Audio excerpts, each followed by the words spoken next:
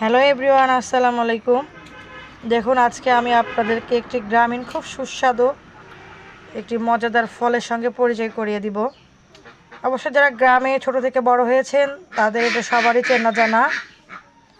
দেখুন, ফলগুলো দেখতেও যেমন সুন্দর, এটা খেতেও খুব মজাদার।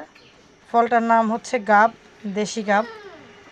হ্যাঁ, এই দেখুন, এই যে ফলটা, এই যে এই জিনিসগুলো খেতে হয়, এই বিচিগুলো আর কি। এখানে একটা একটা সুস্বাদু একটা ইয়ার মতো আছে, ঝোলের মতো, ওইটাও খেতে খুব মজাদার।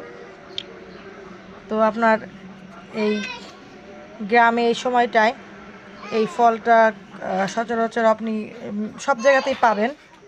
বিশেষ করে দেন যেখানে বাঁশঝোড় থাকে, বাঁশঝাড়ের আশেপাশে এই ধরনের এই গাব গাছগুলো হয়। তো খুব মিষ্টি এবং সুস্বাদু ফল।